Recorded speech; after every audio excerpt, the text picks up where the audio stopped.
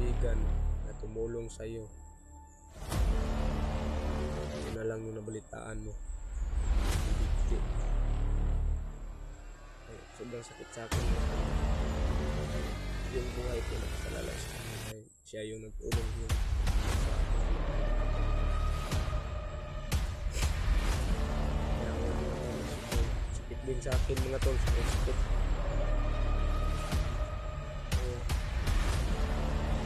Yan lang yung problema ng mga tol na hindi namin nabigyan ng pera. Siya pang kasi gusto daw niyang lumayo. Tol, si mga pagkapalang araw po sa inyong lahat dyan tol, no? So, laking problema namin ngayon mga tol dahil gabi pa kami naghahanap kang commander mga tol dahil yung sabi niya sa amin mga tol dahil yung sabi ni commander sa amin ay manghihi lang daw siya. Kaya kagabi pa kami naghahanap hanggang ngayon hindi pa namin nakita. Yung paligid sa bahay namin mga tol, yung dito sa bundok sa paligid sa bahay namin ay hindi pa namin nakikita. Kaya nagpatulong kami kang tatalasaitan mga tol. Sabi ng tatalasaitan yung kasama daw namin si commander nagbigti daw mga tol, hikog. Kaya kailangan namin makita ngayon para baka maagapan pa namin. Kaya sobrang laking problema man yan yung kasama namin si commander mga tol. Sobrang laki yung iniisip na problema niya ba. Dahil yung pamilya niya binaboy ni commander lakas daw. Kaya ngayon nakaisip siya na magbigti mga tol, kaya hinahanap namin. Kagabi pa kami naghahanap mga tol, hindi lang kami nagvideo dahil madilim. Kaya ngayon nag-update ng video kami para may i-update din kami sa inyo mga tol. Bago tayo magsimula mga tol, shout muna tayo mga tol. Shout out ng Ate Maylin, shout out yan sa iyo ate. Ingat ka palagi sa pagtrabaho dyan mga obiso. Shout out yan sa iyo ma. So Gilbert, shout out dyan sa iyo. Tita Oy, shout out sa iyo tita. Kaya yun mga tol, yun ang problema namin ngayon. Laki na naman na problema mga tol. Hindi kami nakabihis mga tol dahil malapit lang sa bahay na ni Mikoy. Kasi yung parangid niya sa amin kagabi na mangihi lang daw siya, mangihi. Saka sa hindi pa siya lumakad mga tol. Sa hindi pa siya nilakad mga tol, may sinasabi na siya sa amin mga tol na hindi maganda mga tol. Masarap daw magbigti dahil yung iniisip niya lagi lang yung pamilya daw niya, yung asawa niya. Saka tinanong ko siya mga tol. Saka hindi pala totoo yung may anak siya mga tol. Yung paglakad daw niya kang commander, pagtakas daw niya commander lakas, yung asawa niya buntis pa daw. Akala ko yung sinabi niya sa akin na sinabi niya kami ko nung pagkamatay ko mga tol na may pamilya siya. Kuwan pa lang daw niya mga tol para maawa kami sa kanya ba na pagka yung nabuhay na ako mga tol. Kasi ganito mga tol, yung pag niya sa akin mga tol, pagtulong, may kondisyon siya na sinabi kami ko mga tol. Kaya yun ang yung problema niya ngayon. Kasi binaliwala na lang daw siya namin. Kasi gusto daw siyang lumayas dito pero hanggang ngayon hindi pa daw siya nakalayas. Kaya yun, nakaisip siya ng bigti daw mga tol. Pero stress to bad. Kaya yung problema namin ngayon mga tol, kung saan namin siya hanapin mga tol. Dahil naikot na namin dito banda mga tol, naikot na namin. Dito na lang na banda na hindi namin naikot mga tol. Sana dito na banda mahanap namin yun si commander. Baho dito. Sinaawa rin ako mga tol dahil sobrang laking utang ko sa kanya. Dako dito Brad kay sobrang galit sa atin to Brad dahil ano, Yung pinangako natin hindi natin nabigay sa kanya. oh, may pangako kami sa na binigay sa kanya mga tol na pag ano daw mabuhay daw ako, bigyan siya ni Mikoy ng pera pang ano, para makalayo daw siya dito mga tol dahil kahit yung asawa daw niya naiwan, pero baliwalaan na rin niya to mga tol dahil yung buhay niya ay gusto na daw siya mabagong buhay. Pero hanggang ngayon mga tol hindi namin nabigyan dahil sa kakrisis sa panahon ngayon. Saka kami mga tol na halos wala kaming makain. Tapos ano pang pera na mabigay namin sa kanya. Kaya yun mga tol, sa sobrang problema na, sa sobrang daming iniisip niya mga tol. Kaya yun, nawala. Ano, yung panagid sa stuwa gabi Brad na manghihiram daw to si Brad. Dinay ko ito gabi, ano ko ba? Nagulat ako kasi humingi siya ako ng salamat ba? Salamat. Salamat Mikoy. Tagalog ba gabi niya, salamat Mikoy. Oo. Nanghingi siya ng ano, salamat ng Mikoy mga tol si pabilin-bilin na siguro to. Yun lang yung sinabi niya tol ba? Kasi ihi daw siya. Oo. Hinalap namin kagabi, hindi talaga namin mahanap tol. Ibang dilim. Saka kagabi paghanap namin mga tol ay hindi kami nag-video dahil sobrang dilim. Tapos hindi na namin naisipan yung mag-video dahil ang na palagi sa aming isip yung paghanap sa kanya mga tol. Kasi sobrang laking utang niya. Traidor. Hmm. Pero yun ang sabi niya sa nagbigti daw. Kaya yung ano, lumapit kami kang Tatalasaytan mga tol. Sabi ni Tatalasaytan nagbigti pero hindi niya alam kung saan nagbigti na ano puno. Basta kaya ingon ni Tatalasaytan mga tol na ano, nagbigti daw. Kaya kagabi pa na kami naghanap dito na bundok, dito banda na hinahanap namin, hindi namin siya nakita.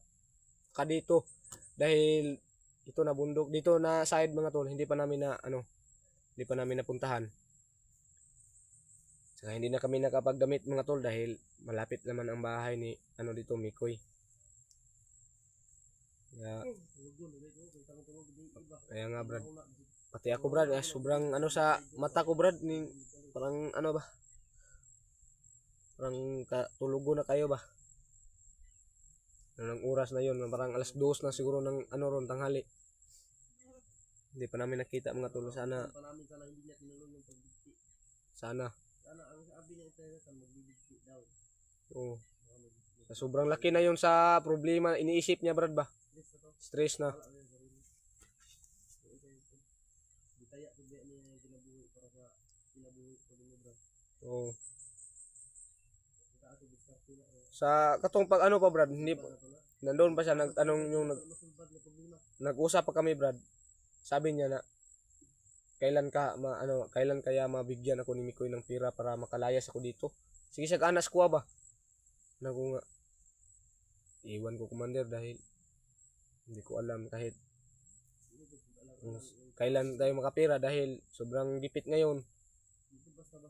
Oh. Sobrang laki niya hinihingi niya sa amin mga tol. 10K po yung hinihingi niya sa amin. Tapos ano po mabigay namin dahil yung asawang at anak ni Mikoy walang ang gatas. Ano po mabigay namin? May tira ko pero yun pangkain. Oo. Pangkain. Gamot kasi hindi naman natin alam na may anak din kasi ako tol. Asli. Mas akin ngayon mga tol ay ano, may binabatip ako sa katawan ko, kalintura ako mga tol. Pero sinamahan ko si Mikoy sa paghahanap ng commander dahil ako ang pinakamalaking may utang ng commander mga tol dahil yung pagkamatay ko mga tol. Kung hindi dahil sa kanya, hindi ako makita ni Mikoy dahil kita naman nyo sa video mga tol na tinulungan ako ni commander. Ayun ang problema namin ngayon. Sana makita po namin si commander noon kailan na kami nagsidasal mga tol sa paglalakad. Hindi kami nagdasal. Kami nagdasal mga tol pero baka hindi pa ngayon na oras ipakita sa Panginoon yung katawan ni commander. Sana po ay buhay pa si commander ngayon, maagapan pa namin dalawa ni Mikoy. Ayun si commander. Sana mahanap kami ito mga tol. Yung itsura namin ngayon mga tol. Hindi kami nakadamit sa pang ano. Pero wag kayong mag-alala mga tol dahil Nandito man ang yung gabay ko mga tol, yung anting-anting ko, nandito po mga tol. Dito po. Tinago ko mga tol para walang makasabi na baka makuha ng mga bandido. Saka hindi po sila pwede makakuha nito mga tol. At saka commander, ay sabi ko po sa inyo mga tol na sinabi na ko yung talasaitan na hindi pwede nila makuha nila to mga tol, pero ano, mamatay sila mga tol dahil sa sobrang lakas sa agimat ko mga tol. Saka huwag kayong mag-alala sa agimat ko na ipalabas ko ito. Sabi nyo na ano makuha to, hindi po nila makuha to mga tol. Dahil paghawak pa lang nila dito mga tol ay talagang mamatay sila nito. Dahil kapag hindi ka mamay-ari nito mga tol ay talagang mamatay ka kapag gumawak ka nito. Kaya yun. Sana mahanap namin si commander. Sobrang alala na kami ng commander mga tol. Kagabi pa kami wala kaming tulog sa paghanap sa kanya. At ngayon hindi pa namin nakita. Nato dere brad. Sabi ni Tatala Saitan, hindi daw niya alam yung saan puno siya saang puno siya nagbigti ba. Pero alam niya brad na nagbigti yung si commander. Magbibigti daw, sabi niya. Oh, mabibigti. Pagpapalatin. Oh. Kasi pag masiraan na yun ng Oh. bait, talagang tatapusin niya yung buhay niya. Oh. Hanap niya na natin. Kaya nga. Bago natin ba, kaya yung sitwasyon doon. Delikado mo, kayo din natin yung masulbad doon. Kaya no. Ang kinabuhi o kung nato ang delikado Saka hindi po pwede brad na hindi natin mahanap si commander brad dahil sobrang sobrang bait po niya brad. Kung hindi dahil po sa kanya brad, siguro hindi muna ako makita brad dahil nilibing na siguro nila ako. Kaya kung hindi ako nahirapan paghanap na yun dahil siya yung nasa gupa ko. Oo. Sabi niya, dadalhin niya daw yung katawan mo sa akin. Kaya ko ba daw gamutin? Oo. Lahat din na sakripisyo na, binigay niya. Lahat ng niya ba, kaya mo. Kaya nanginayang din ako. Dahil baka kung ano man yung gagawin niya, kung hindi man siya magbigti, kung pupunta yun siya sa bundok, Bantog ra na lahat ng sinasabi niya sa akin mga tol ay parang pang bilin-bilin na lang. Kapag mawala daw siya dito sa kalibutan, sa mundo, kapag mawala daw siya dito sa mundo ay sana puntahan daw yung patayng lawas niya sa asawa niya mga tol. Makaiyak ako sa sinasabi niya brad, makaiyak ako ngayon ba. Sa una pag daw, ginangunog siya ni Commander Lakas, Oo. na kulata daw siya. Hindi mo gito niya makayang orasyon ni Commander God. Makaiyak ako mga tol dahil Si Commander kusog, pero hindi niya makaya ba. Ang yun niya, paano na to? na-develop na po lang yung asawa kay Commander ba. Sige na magbirahan ni Commander. Sige naman ni Commander na masagi daw, makita daw siya ba. Makita daw siya nga lagtan yung asawa ni Commander. Masakit sa amin mga tol. Inala nga part ba kanang yung minamahal mo. Masakit sa amin mga tol na binilang mo ng kaibigan na tumulong sa iyo. Yun na lang yung nabalitaan mo. Magbibigti daw. Kaya sobrang sakit sa akin mga tol dahil yung buhay ko nakasalalay sa kanya dahil siya yung nagtulong sa pagkamatay ko mga tol. Sana po natulungan po ninyo kami. Kaya ngayon mga tol ay sobrang sakit din sa akin mga tol, sobrang sakit. Pero wala naman talagang katumbas yung pira sa buhay. Oo. Yan lang yung problema niya mga tol na hindi namin nabigyan ng pera sa kasi gusto daw niyang lumayo. Kaya yun wala. Ano tayo na-skarte at madikirtian natin si ba? Commander. Diskarte lang kita nakuan natin siya. Isa na kayo mga tol, nakaiyak ako mga tol dahil sa sobrang bait niya sa akin na ginawa mga tol. Sobrang bait na ginawa niya sa akin dahil bakit ang kamutan natin magkitaan? Magkitaan ka lagi. siguro mga tol 1 week hindi ako matutulog hanggang hindi ko makita yung commander. Nya sa man. Pagkaon dito sa kan. Taas Ah? na to relax. Oh. Hintay mga taon ba? Sarang ko magpupurog lang ako. Kami, ano, wala pa kami kain mga tol, hindi na kami binabati yung gutom namin mga tol, hindi namin binabati dahil sobrang problema kami dahil nawala si commander. Yun tol. Yun tol, so abangan nyo po yung ano, sumunod na video namin mga tol. share, like, and subscribe po sa ating Share, like, and subscribe tol.